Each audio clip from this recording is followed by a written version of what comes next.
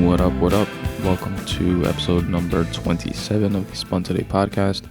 I'm your host, Tony Ortiz. Thank you very much for listening.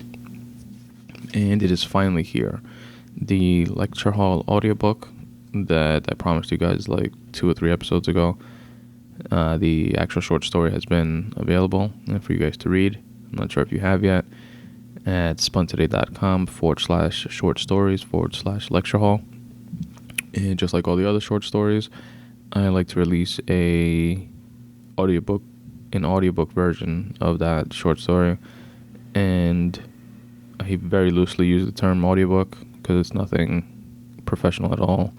I try to make it, I read it myself. I edit it. It's not like the rest of my podcasts, which are unedited. And, I add sounds in it just to add a little color to the stories and to the experience.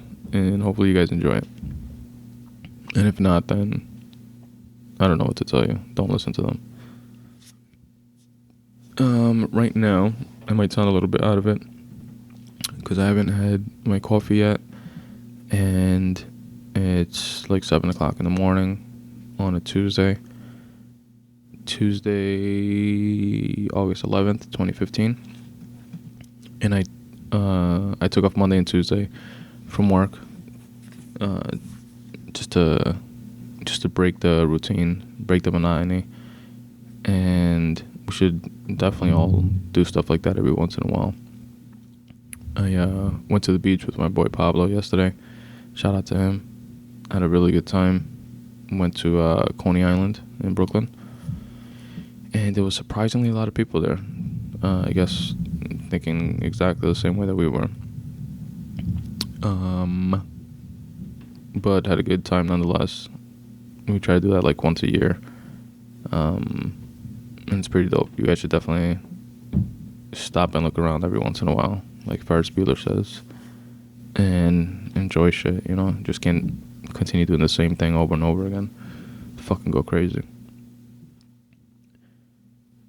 And what was I gonna say? Oh yeah, so I had been wanting to record, like I did the audiobook and edited it and finished it on, I want to say Friday night or Saturday, and I've been meaning to record like the intro and outro and put everything together since like Sunday.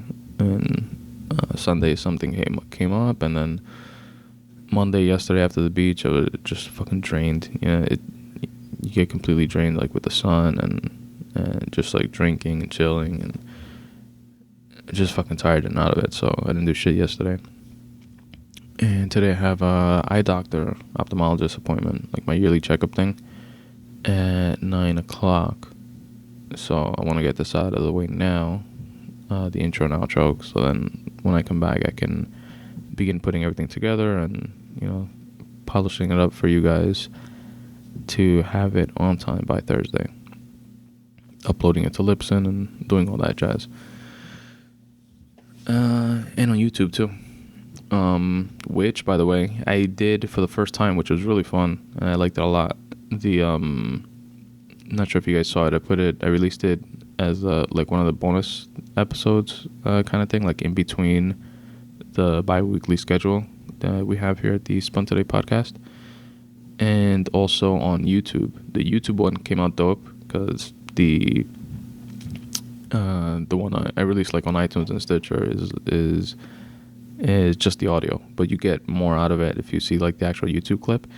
I did like a promo, like a little theatrical trailer kind of thing for this lecture hall short story, and I liked it. It came out cool. It was fun to do. I thought it was funny, and came out decent in my opinion. Obviously I'm biased, but I got the. So if you guys want to check that out, I've tweeted it. Check out my Twitter feed at Spun Today, or just go to spuntoday.com, click on the YouTube link all the way at the bottom of the page, and it'll take you to YouTube. And it's the most recent video that I've uploaded. Well, if you're listening to this, the quote-unquote video for this episode is going to be posted on YouTube as well, so it's the one right before. It's like a minute and a half long. You guys can check it out there, or just look at episode 26.5. I called it, which is in your iTunes and Stitcher feed, which is the one right before this one. And like I said, it was fun to do. I liked it. I enjoyed it, and I thought it was funny. I got the idea from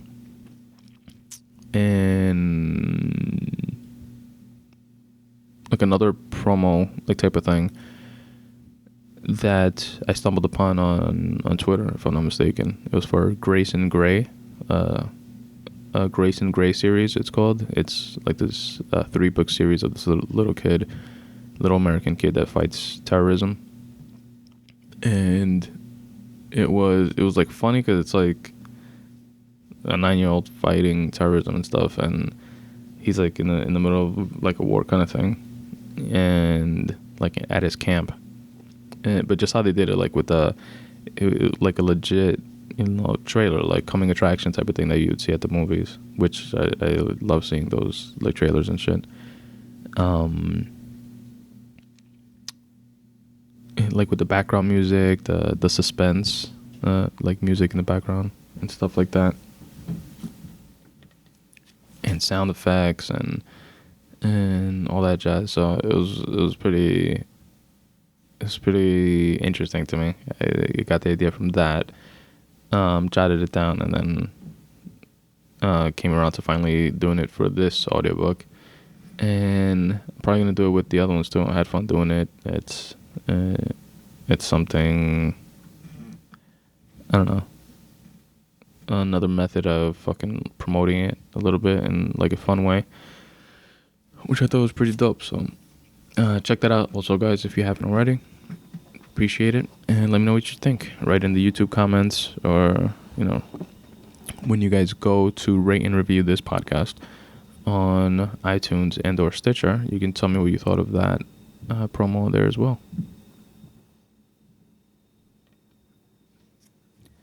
And by the way, off topic, did you guys see UFC 190? Ronda Rousey's last UFC. How sick is that chick? She's so fucking dominant in her division, her fucking sport, period. She beat what's her name? Something Correa. Bej Correa. I forgot how to pronounce her first name, the Brazilian chick that looks like a dude. In 34 seconds. Just like fucking demolished her. Like ran through her. And standing up too, which was supposed to be Correa's like strong suit. So she beat her at her home, the Brazilian's home in Brazil, at her game, and in 34 seconds. Just like caught her with some ill combinations, and to the point that Veg Correa just face planted on the mat. Pop. Just knocked out. Then walked away from her and said, "Don't cry." How gangsta is that? And for those of you that didn't see it, sorry, spoiler alert. But for those of you that don't have like the background to it, it was Ronda Rousey's like completely dominates like everyone in her fights. They compare it to being like the Mike Tyson of the UFC. Her last fight she won in 14 seconds. I think every other fight except one with Miesha Tate, she won in the first round. 9 out of 10 of them were like by armbar, by like the same move that she's like dope at, the submission move. And she's just a beast, like a phenom. Like you're watching like history in the making when you're watching her, and especially for such a young sport like UFC. What was I gonna say? She took this one like super personal. I saw like a few of like her interviews and those like 24/7s that the UFC does that they put on YouTube. They call it Embedded, and it's pretty dope because it's like 7 to 15-minute clips, and they do like 4 or 5 of them, and they follow around the fighter and like shit like that, show their interviews behind the scenes. And I saw an ESPN interview that she did, Ronda Rousey, and she explained how, like, this fight was like, Vetchkria made it a lot more personal, because she and Ronda Rousey wanted, like, crying, like, on the interview, like, tearing up and shit, which is why she told Vetchkria, like, at the end after she knocked her out, she said don't cry, because Vetchkria told her that, like, at the weigh-ins or something like that, and she was referring to that interview where Ronda Rousey started crying and tearing up because she, which I didn't know, her father committed suicide, and Vetchkria was, like, poking fun at it and, like, speaking about it. They're talking shit, basically, getting, like, in her head about her father committing suicide, which is pretty cold, but all is fair in love and war, right? Either way, that shit backfired like a motherfucker. And Ronda Rousey was saying that she, on purpose, wasn't going to beat her up quickly because she just wanted her to she wanted to embarrass her and, like, string it along and just make her suffer for what she said. And her mother, Ronda Rousey's mother, which is, like, her like, growing up, it was, like, her mentor, and she used to, like, bust in her room in the middle of the night and put her in an armbar and make her get out, and just, like, one of those sick Joe Jackson type fucking parents, but in the realm of fighting. And she was an Olympian judo practitioner, and Ronda Rousey, like, idolizes her.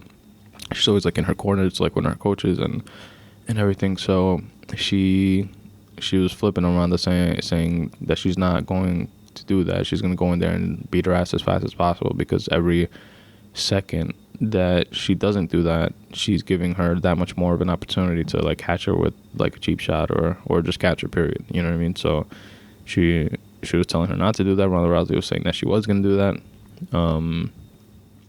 But once she got into the octagon, it was like, just, like, lights went out in 34 seconds for Vetchkria. She just went at her, and it was just, like, relentless, like, focused. And it's pretty dope to see, man. I like watching exceptional shit like that. And speaking of exceptional shit, stay tuned for the Lecture Hall audiobook, coming soon in a few minutes. What else did I want to speak to you guys about? I want coffee. Some Bustelo right now, hit the spot. What was I going to say? Oh, I've been listening to a couple new podcasts lately, which I wanted to shout out real quick. If any of you are fans of the Spun Today Podcast, you know that I broke down, like, every podcast I listened to, like, the dozens of them, in my very first episode, actually, of the Spun Today Podcast. I think I called it Introcast, and I spoke about a bunch of different podcasts that I listened to. And lately there's so many that I always have, like, content to listen to, but lately I've been adding new ones, like, even more Namuddin. But there's just, like, so much good shit out there. There's good content out there, and, like, listening to them. So a couple of the new ones are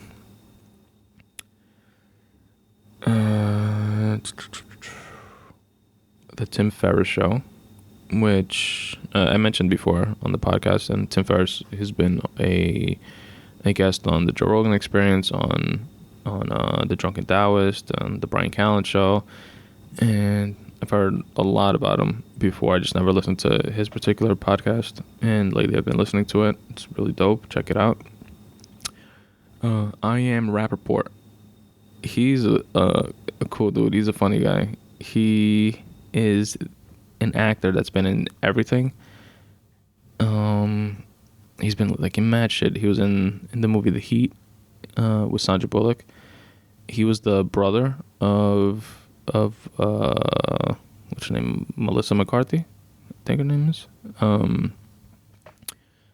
the cop, Sandra Bullock was the FBI agent. She was like the local cop. Her brother, the one that got in trouble with like the drug dealers and shit, that's Michael Rappaport. And he was in Friends. He was Phoebe's boyfriend, the cop. He played a cop on there. That was Phoebe's boyfriend. He's like that white dude with like the blonde curly hair. I think I see him. You're like, oh yeah, him. Like 1,000%, you know who it is. But he has his own podcast, and I don't know. He was like that character that he normally plays, like with that accent. He just seems like straight Brooklyn, like straight New York. That's like really him. Like he's not a character. That's how he really is. Like I heard him on Bill Burr's podcast. I heard him on Joseph Vesey's podcast, which is the next one that I was about to mention, and that's him. That's how he is. He's funny as fuck. What else? Actually, no, I don't think he was on Joseph Vesey's podcast. I think he was on the About Last Night podcast with Brad Williams and Adam Ray, which was really funny also. Which actually is a nice segue. Adam Ray was also in The Heat. He was like the drug dealer dude that Sandra Bullock was trying to seduce, and she put like a tracker on his phone. He's a stand-up comic, and Brad Williams is also a stand-up comic. I heard him on, if I'm not mistaken, Good Times with Steve Simone, which is one of my favorite podcasts, and they do that podcast together, which I've heard a few episodes of, which was pretty good, and I enjoyed it. What else? I've been listening to The Callback with Joseph Vesey. I heard him for the first time. He's a stand-up comic also. He used to be a street ball player, a basketball player, like those professional street ball player dudes, which I've always been fascinated with, like the N1 and, you know, Rucker Park and like stuff like that. Like I've always seen like clips and shit online, videos and stuff like that. He was like into that world before getting into stand-up about 2 or 3 years ago. And I heard him on Ari Shafir's podcast. And he mentioned that he has his own podcast. It seemed like a cool dude. And he also put me on to put the listeners on while he was on Ari Shafir's podcast to a dope documentary, which I'll link it in the episode notes. Let me jot it right now. Link.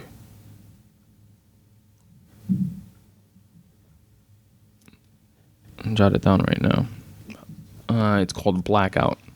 It's a dope documentary about Rucker Park, about the history of it, about street ball, and about this sick story of the most epic street basketball game that never happened.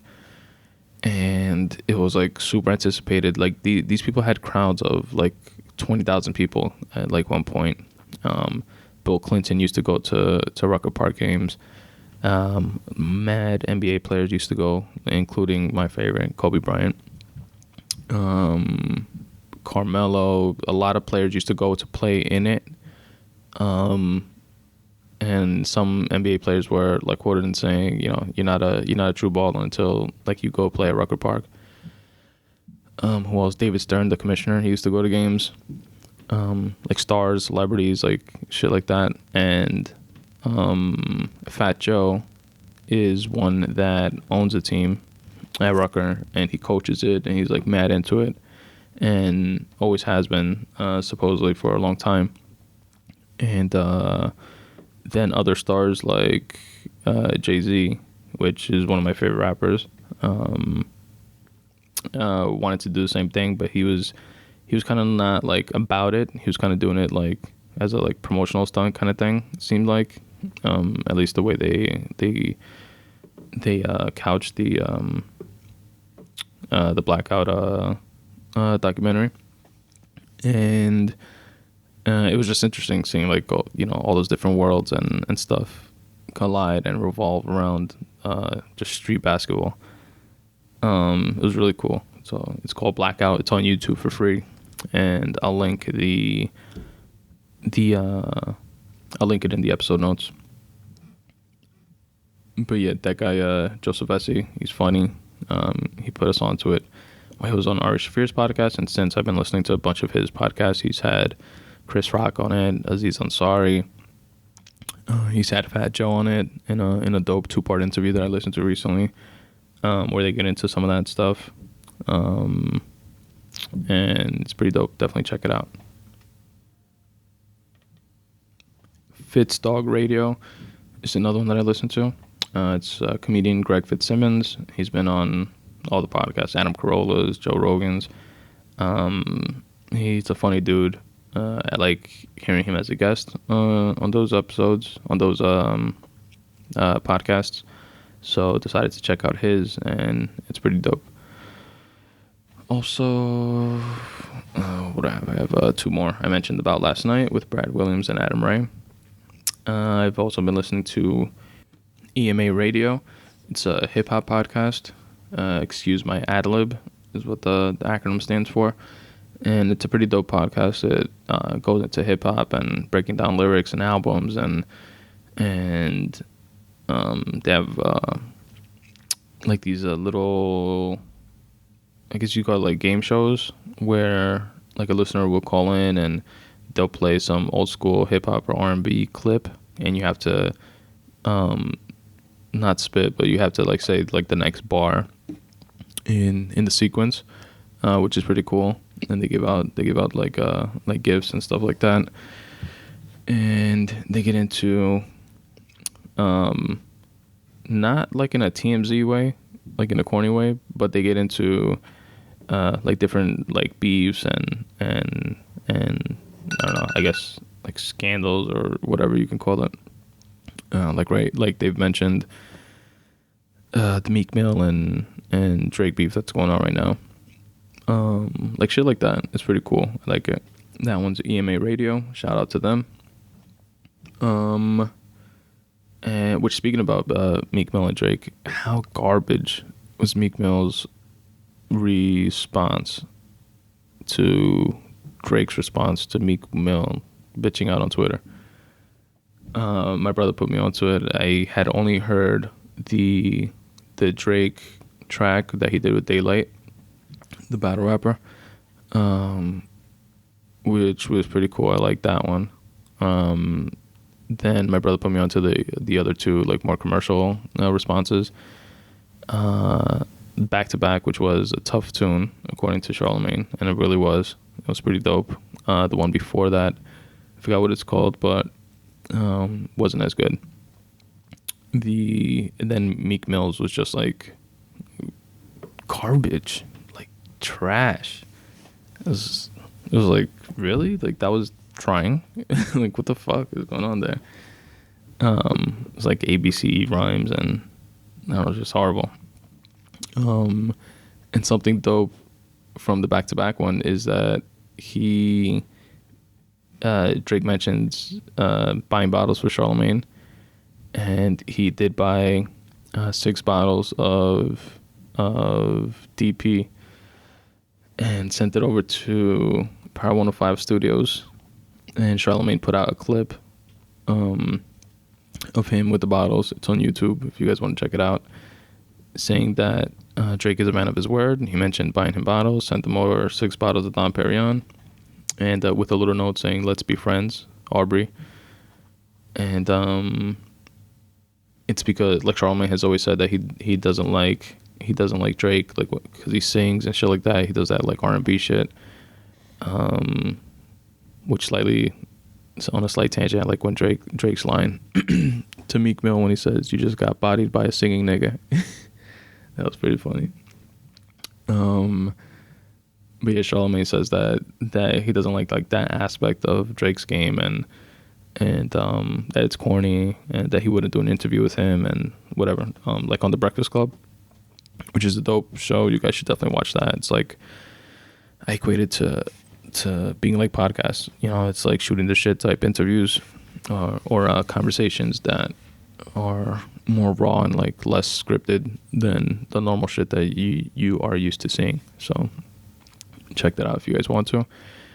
So it was pretty cool.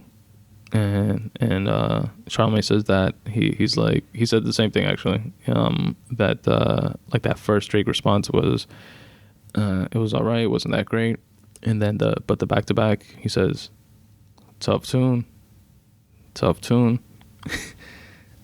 Which that it is. And definitely check those out. So it'd be dope if Drake actually does the Breakfast Club now that they kind of seem to at least be in the transition of smoothing over their issues. All right, so let's get into what this story is about, or the origin of this short story audiobook that you guys are about to listen to. And then I'll break down what it means to me, or like kind of breaking down the story at the end in the outro like I normally do. So I have a brief background in like real estate and mortgages from around the era that they are speaking about in the story. Like I said, the story takes place in a lecture hall in a college or university, and it's between a professor and a student that have pretty much like two different ideologies. That somebody asked them if the Great Recession is going to be like on the midterm or the final. I forget what it is. On some exam that's coming up, and then they get into sort of an exchange, or not really a debate, but a bit of an exchange. I guess you could call it a debate about who was at fault for the Great Recession, which, for those of you that don't know, like the actual catalyst of it, and at least in my opinion, I know there's a lot of other factors at play and a lot of things that were involved, but it began with this like real estate boom that we had like before 2008. And I was in real estate and mortgages for a few years, if you could call it being in it, but in and around it, from like 2002 to 2010. So I saw it, like the escalation of it, and then the drop of it in 2008, like the crash of it, and then the aftermath of it for a couple years after that, until I exited stage left and broke out from that world. So I have a little bit of like that background, and this story is not, based on, it's a fictional story. It's not based on like an actual exchange, like in a classroom or anything like that from when I was in college. But it has a lot of like background knowledge, I guess, and things and people that I was exposed to while I was in that world. And just like, I guess, like any other industry, you have, people that are trying to do the right thing by other people, and, bending over backwards to get them, good interest rates and good mortgage loans, and, they're not shady, and, they're straight up and they're real with you, and they want to, they work hard at finding you the house that you're looking for, and like stuff like that. People that take their job with like a sense of honor or nobility.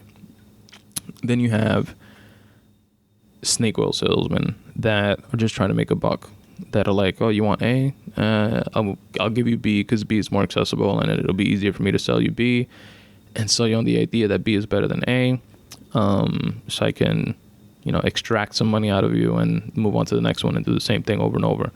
And they get into this routine of, or this mindset of cutting corners and just making money, like that being the goal, as opposed to, the helping people and make the biggest investment of their lives in most cases. And it's sad, but whatever. That's like the spectrum, right? You have the good people looking out for people, and then the bad people just looking to fuck you over and make money off of you. And like that's their primary goal. Then you have everybody else in between. Some people have a little bit of each, and whatever. It's like any other business, right? In the real estate market, there was a lot of the second type. A lot of people like getting into it to extract money, at definitely other people's expenses. And predatory lending is a term that was popularized during that time period, where brokers would exactly the way it sounds, take part in predatory lending, where they, there was a lot of shady practices, sprinkled throughout the entire industry. And they would do shady shit at times, from like poor customer service to just like completely dodging people that they screwed over, and an array of things. I'm not going to get like too into, but just like generally speaking, it was a lot of shady shit going on in that market, which is why everything ultimately fucking imploded.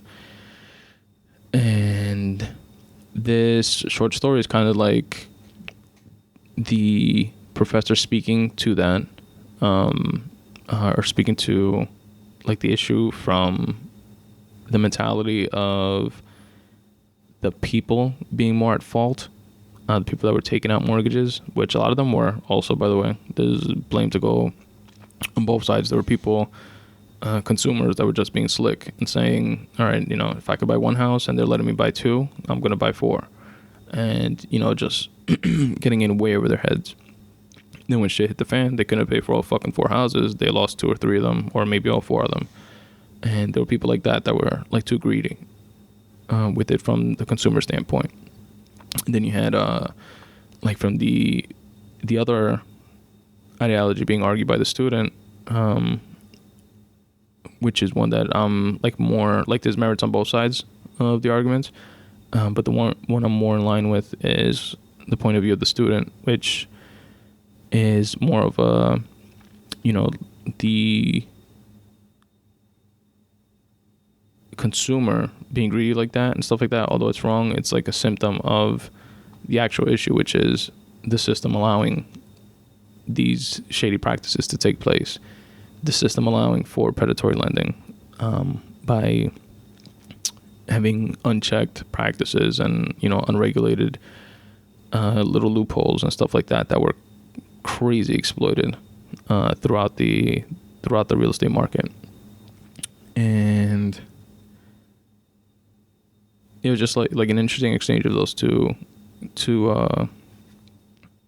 ideologies. So when I wrote the story, it was meant to be an excerpt of a larger story, which is yet to be written, where I want to go like much more in detail into the whole real estate collapse and the ins and outs of like the Great Recession, similar to how The Big Short did with the stock market crash.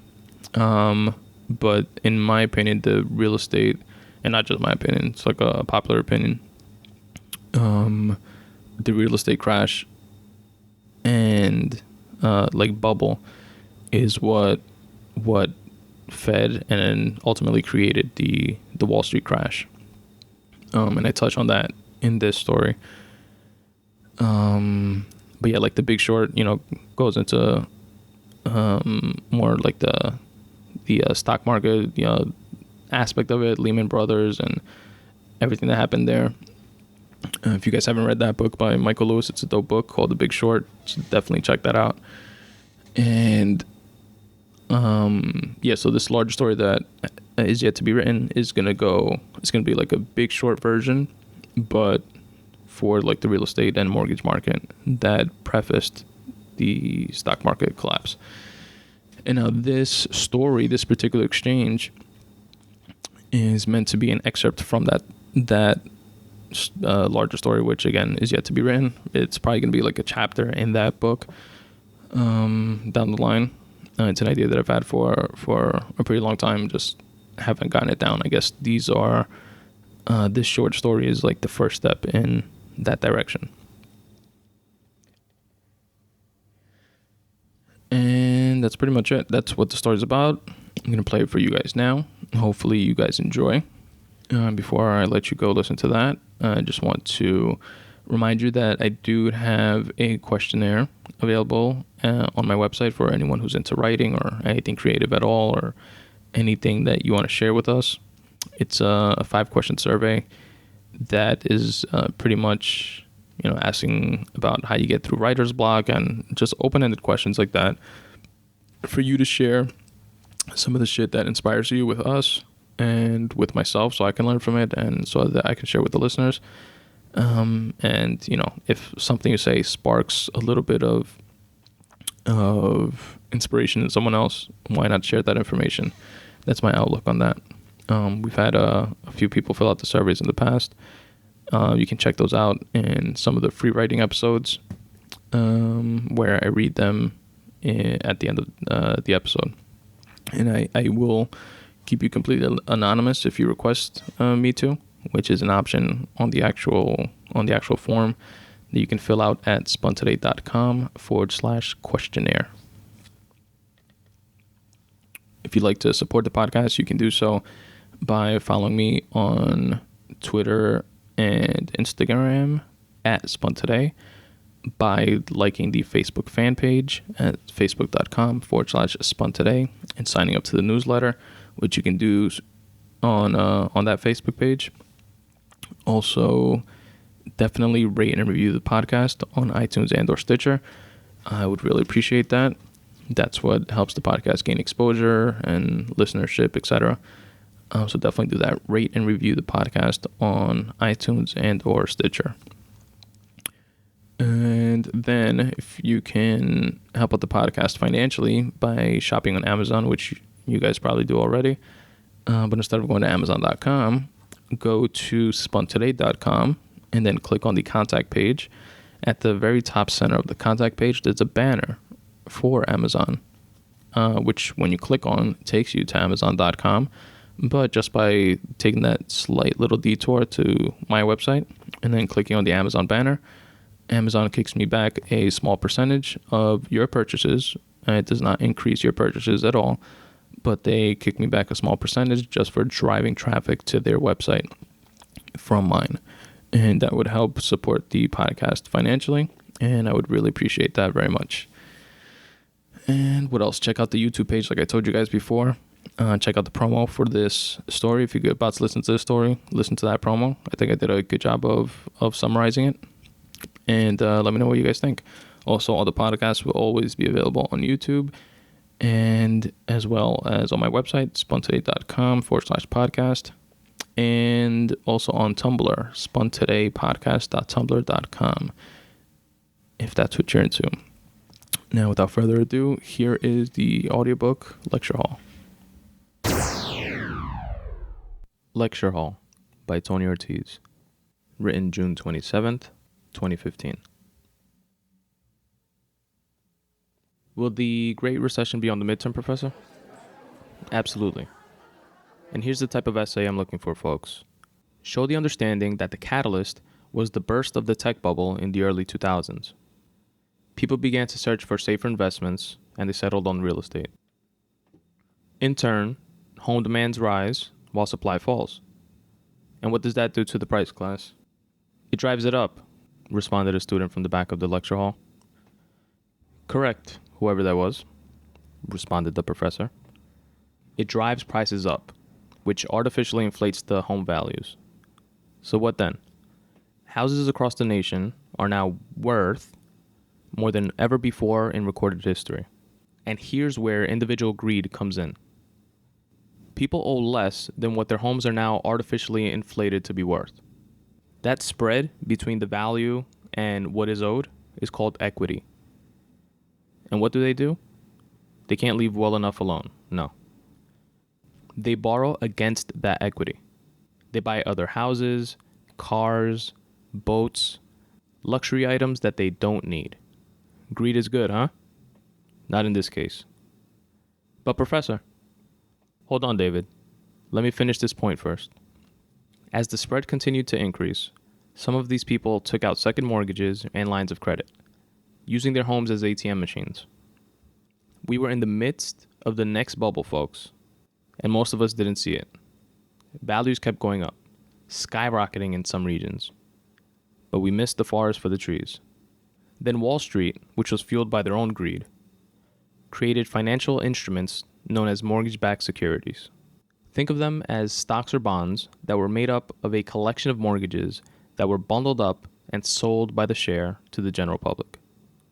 The thing is that these mortgage-backed securities weren't just made up of mortgages that were in good standing. They'd also include these doomed to fail subprime mortgages. They bundled them up together and sold them to the world, infesting the globe. This leads me to my next point that your essays should cover. What exactly is the subprime mortgage market? Well, Wall Street wasn't satiated with the millions of dollars this market was generating. Nope, they wanted even more. Their greed needed to be fed. So the banks that you and I go to for a mortgage began to loosen up their guidelines for mortgage qualifications. This way, they'd have more mortgages on their books to feed Wall Street with. You no longer needed a 720 credit score, a 680 score would do. You didn't need 20% down payment plus closing costs. Just come up with 10% plus closing costs. If you build it, they will come. And so they, the borrowers, came. But why is that the consumer's fault? Blurted out a student from the back of the lecture hall. Because there's something called personal responsibility. That's why. Nobody can exercise that for you. As I was saying, after the banks lowered mortgage qualifying requirements and Wall Street successfully sold off those securities, they lowered requirements even more. Soon, you didn't need a down payment, and closing costs weren't required either. They rolled up all of your costs into your mortgage loan. Can't pay for the appraisal out of pocket? Don't worry, we'll roll that cost in too. Some big banks like Countrywide, which, to give you a bit of context, in 2006, Countrywide financed 20% of all mortgages in the United States at a value of about 3.5% of the United States GDP, as well as a handful of lesser-known fly-by-night banks that popped up to exploit, even offered up to 106% financing.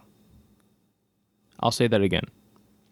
106% financing. That means that in some cases, you were paid to take a mortgage. They paid you to buy a house. I shit you not. But we, the consumer, kept taking and taking and taking. Word to the wise, folks. If it seems too good to be true, it is. Questions, comments? David raises his hand again. I have a question. Go ahead, David, said Professor Nachman. You say that consumer greed is at the root of this issue, right? Not just consumer greed, responded Professor Nachman, but greed in general. Bank greed, Wall Street greed, human greed. The blame goes all around. Well, I don't think I agree with you, Professor. Fair enough. Tell us why you don't, responded Professor Nachman, as he leaned on the front of his desk to listen. I guess greed does play into it, David continued. A general people wanting what they can't have, coupled with being told that they can now have all those things. But I wouldn't blame it solely on greed. There are absolutely other factors at play, young David. Just none as strong or as underlying as greed. That's just it. I don't think everyone involved is necessarily being greedy. There's plenty to say about predatory lending, about lack of regulation, about manipulation and exploitation of a weak system. David, if you're a minimum wage worker at the local supermarket, for example, you should have the common sense that you have no place purchasing a $400,000 home.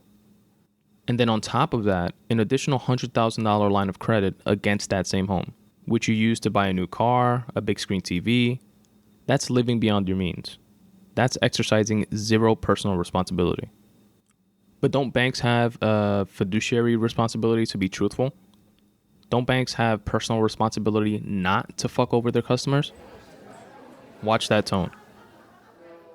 I'm sorry, Professor, it's frustrating. That mentality. My aunt, for example, came to this country 12 years ago. She worked 10 to 12 hour days, 6 days a week. making sure my cousins never wanted for clothes on their backs or food in their mouths. She even took me in for a year when my parents died in their accident. And she did it alone. But I guess she should have had the personal responsibility to pick a better husband, right? What's your point, David? The point is that she's a hard worker that scraped together her life savings of $10,000 to buy a house. She put all her eggs in one basket because that's all her local mortgage broker told her she needed. She would finally be able to fulfill the American dream for her and her family. He told her that her mortgage would be even less than what she was currently paying for rent because of an interest rate special he could get her for being a first-time home buyer and for being a single, hardworking Latina woman. He even told her that he could get her a line of credit for a new car too. But she didn't bite on that one. She got the house with only $10,000 down on the sales contract. Closing costs were rolled into her new loan. He didn't tell her, however, about the several $100s more per month that she would have to pay for PMI, private mortgage insurance, because she didn't make a down payment of 20%. And of course didn't mention the taxes and insurance because everyone, including first-time home buyers, should know that, right? Instead, he misleads her by quoting only the principal and interest payment and conveniently leaving out the rest. But it's okay. She's hardworking and knew things couldn't just go 100% smooth. Fine. She picked up a part-time job on Sundays to make ends meet. In her mind, working 7 days a week is worth her children having a taste of the American dream. You want to know what he didn't tell her, though? What's that? That the type of loan he gave her was a 6-month ARM. She had an introductory teaser rate, meaning her interest rate and mortgage payment was locked in for only 6 months. Thereafter, it would more than double. She went back to the broker thinking surely this has been some kind of mistake. He told her he'd look into it, strung her along, avoiding her calls for over 2 weeks. After that, when she showed up at his office again, he told her there was nothing he could do except refinance her into a 30-year fixed rate loan, but it would cost her another $10,000 in closing costs, and her total monthly payment would go down by only about $150. Long story short, the bank foreclosed and she lost the house. She lost it all. Now she's back in the Dominican Republic with her 2 kids. And her story is far from unique, by the way. What happened to the bank having fiduciary responsibility to their customers? What happened to walking into the biggest investment of your life and not having to worry about snake oil salesmen? Let me ask you something, David. What happened to your aunt's personal responsibility? What happened to your aunt knowing the limits of what she could afford? Folks, there are bad people out there. They'll always be there. We can't nerf the world in order to shield the rest of us from them. That's not how we win. We win by being accountable for our actions, for knowing what we're getting ourselves into. You're being disingenuous, Professor. Excuse me? And unrealistic, too. What you're saying makes sense for us, the younger generation, those of us lucky enough to be learning this stuff in college. But what about my aunt? What about the immigrants that are preyed upon? What about the hardworking Americans even that left school because they chose to nobly put their family's needs before their own and went to work in order to provide for them? They obviously don't have the same information, so fuck them. Survival of the fittest, basically. Watch your language in my classroom. Sorry, I guess I just don't know any better. But you know what, Professor? It shouldn't be okay to screw over the less fortunate and squeeze out every last dime out of them just because you can. And what's worse is that they continue to do so without repercussion. That's the issue. You say that bad people will exist. Agreed. But we shouldn't have to write that off as the cost of doing business. Assholes need to be checked.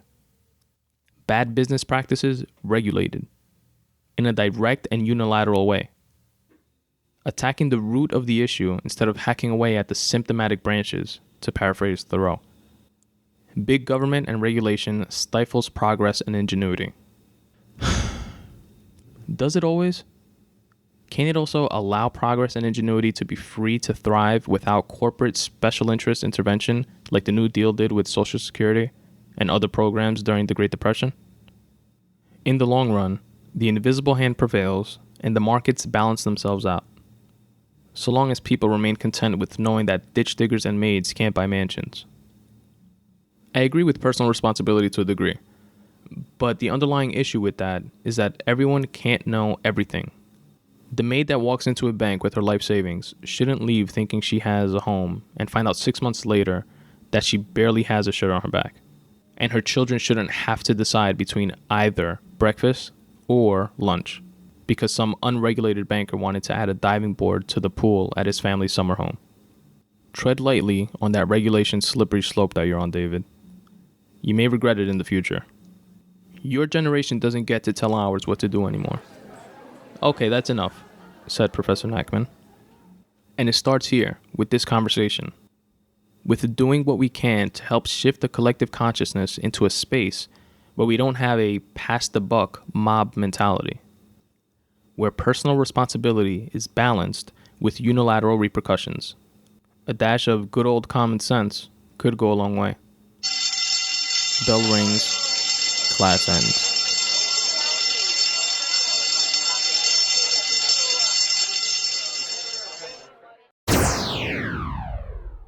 All right, guys, that is the episode. Actually, not the episode. That's the audiobook portion of the episode. Let me know what you guys think. What did you think of the story? I'm going to tell you guys what I thought of the story, and then you can match it up to what you think of the story, and realize that you're wrong and I'm right. No, I'm joking. Everybody gets different shit from different things, right? So here's what I got from this story.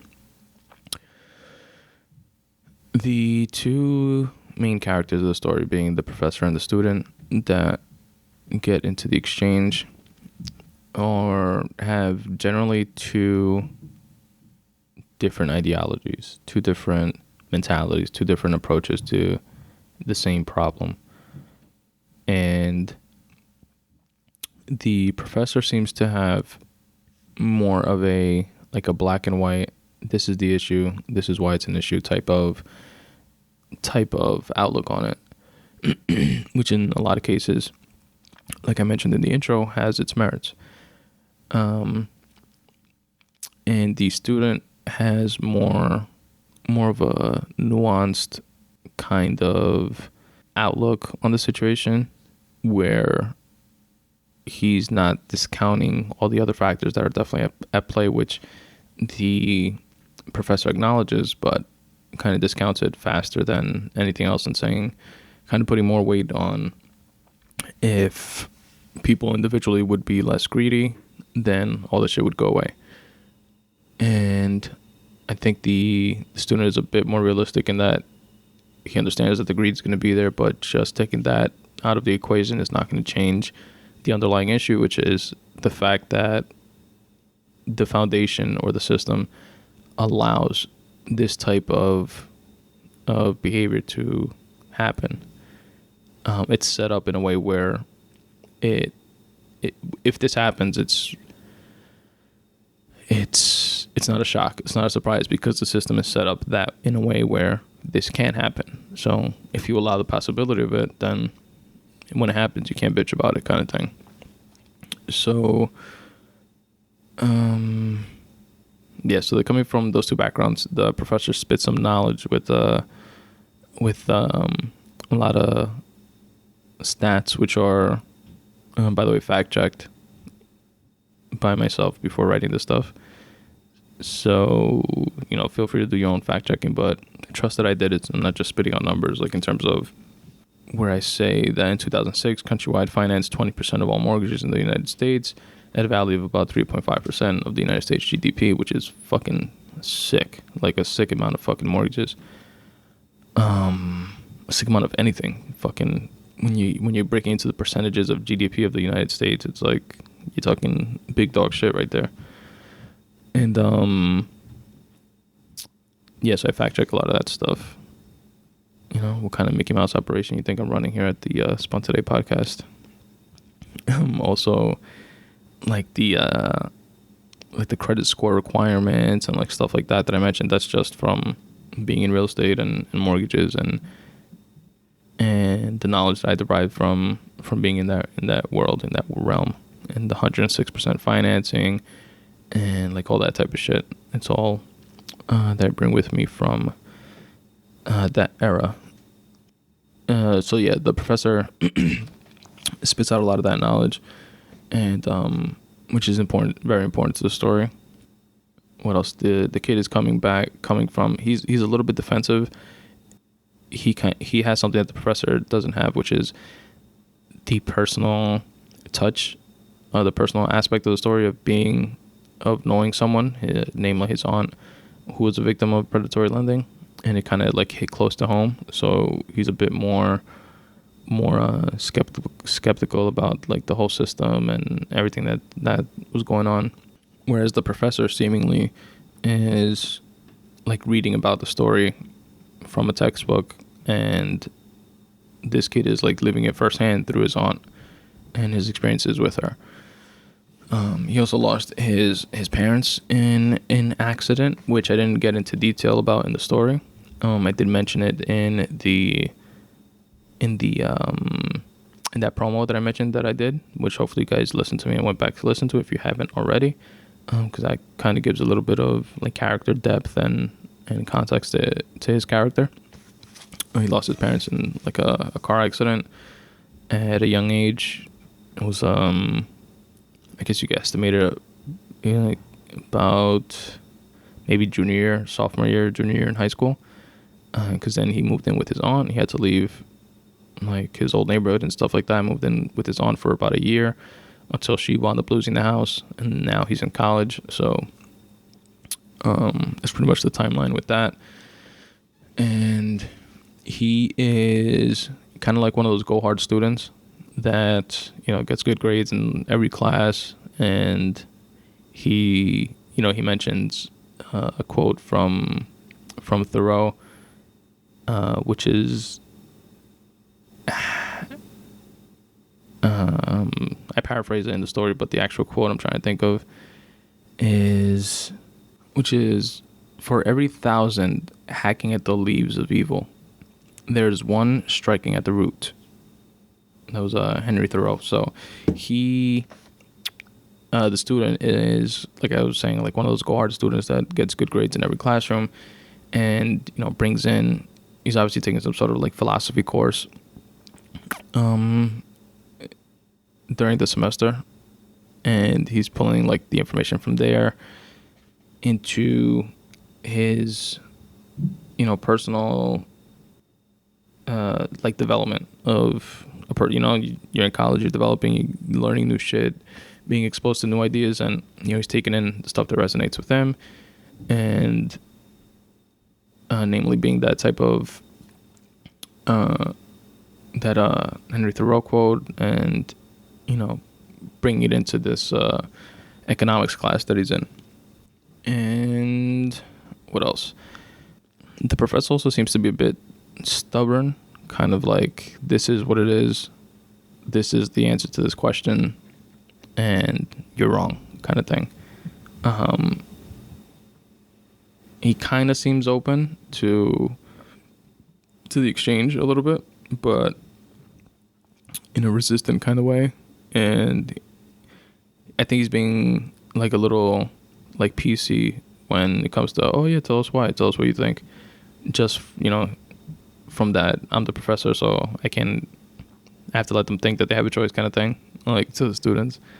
And yeah, but he's not, he's really like set in his ways, in my opinion. And then the kid on the other end of the spectrum, he's more, he has like this grandiose type of, single-handedly going to change the world type of mentality that a lot of high school and college kids have, and where their heart is in the right place, but it's a touch unrealistic at the same time. But the story rounds off with pointing out that you need that kind of, which I agree with, you need that kind of mentality to begin shifting the collective consciousness of a generation in the right direction. And it goes to something that I've spoken about in the past in other episodes, where it's to enact that type of change, or any type of significant change, it's going to have to be with incremental, from our vantage point, it's going to be with incremental little baby steps like this, like beginning with conversations like this, beginning with podcasts, beginning with exposure to these new ideas, and just slightly, changing course by a degree or two. And then in the long run, we're going to see the benefits of taking those brave, albeit small, steps towards that direction. That's what I got from the story. Oh, and by the way, a little tidbit, a little background. The name of the professor, Professor Nachman, is actually based on the professor that the name is based on has nothing to do with how the professor was. He was actually a science teacher in high school that I had. But it was the name of a professor or teacher that I had in high school, where I met my now fiance, actually. Just thought that was funny. I was thinking of a teacher name, and, why not use that one? He was a cool dude, though, the real one. This guy in the story was a douche. And yeah, folks, that's pretty much it. That's what I thought of the story. Let me know what you think of the story by going to spuntoday.com/short stories/lecture hall, and just writing in the comment section. Tell me what you think. Tell me what your take on the story was. Or email me at spuntoday@gmail.com, or by filling out my contact sheet on the contact page of the spuntoday.com website. Like I mentioned before, if you want to support the podcast, you can do so in several ways: by rating and reviewing the podcast on iTunes and Stitcher. That would be the best way, which I would appreciate the most.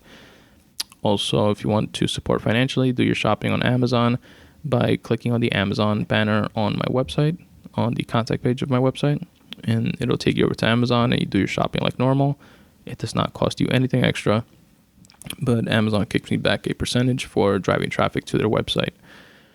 You can also check out some of my photography at created, created.com/Spun Today, and where you can actually order posters and prints and like frames and shit like that of any of the pictures that you might like. I actually took some pictures at the beach yesterday, and I'm gonna post those onto the website, which you guys can view and like download for free or whatever on spuntoday.com/photography if you just want like the digital copies. But yeah, if you want like prints and stuff like that of any of them, you can check them out on that other website, Created. What else? Fill out that questionnaire, and I will read your responses on the next free writing episode of the podcast.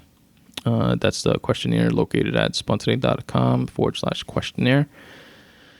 And aside from that, listen to the podcast on iTunes, Stitcher. You can listen to it on YouTube or on Tumblr as well. And follow me on Twitter at Spun Today, or on Instagram at Spun Today, and like the Facebook fan page, facebook.com/Spun Today.